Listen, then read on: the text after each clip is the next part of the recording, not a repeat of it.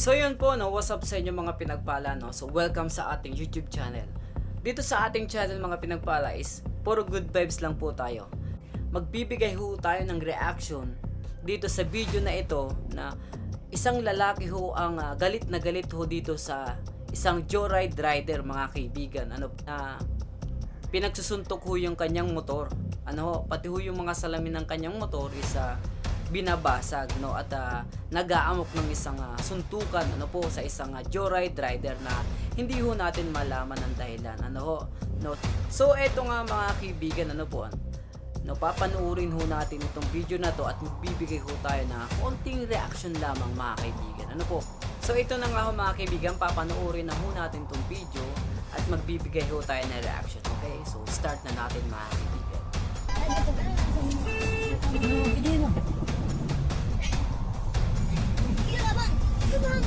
Galit na galit siya talaga mga kaibigan, no? Dito sa isang joyride rider. Ayun, traffic na mga kaibigan.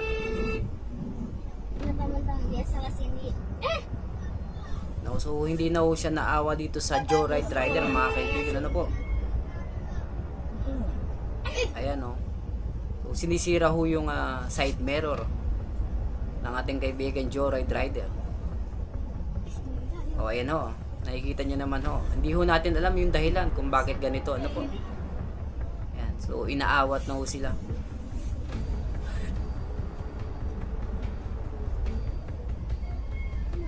Ayan ho. O, hindi na ho naawa itong lalaking ito sa joyride, no? Naghahanap buhay lang. Ayan ho. Kawawa naman mga kaibigan. Oh. Pag gustong manapak na talaga eh. Ayun o. Hindi ho naawat din. Hindi na ho naawa dito sa joyride rider mga kaibigan. Ayun at pinagbubusinahan na sila.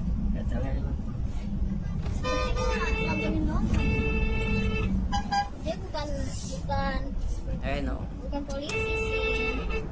Ayun, ang duro-duro pa mga kaibigan.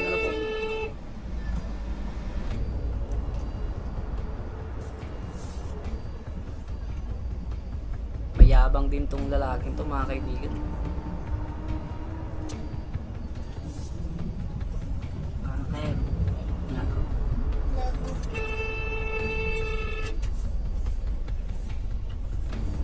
Apa sih kena?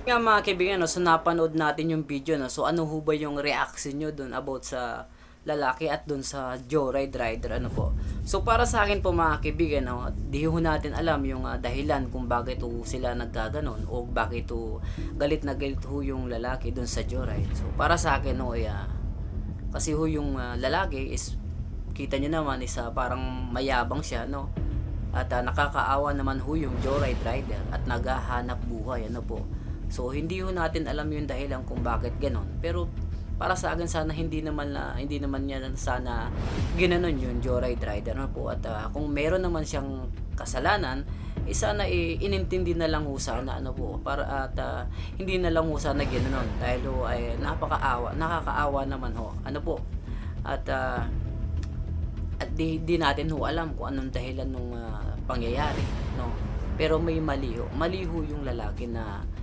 mayabang, kasi kawawa naman yung joyride na rider, mga kaibigan, So kung ano ho yung reaction nyo,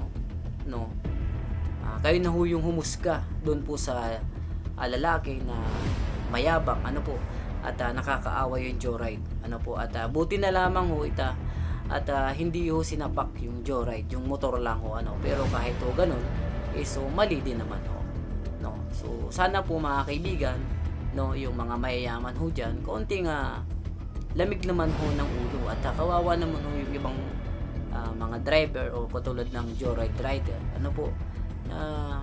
sana konting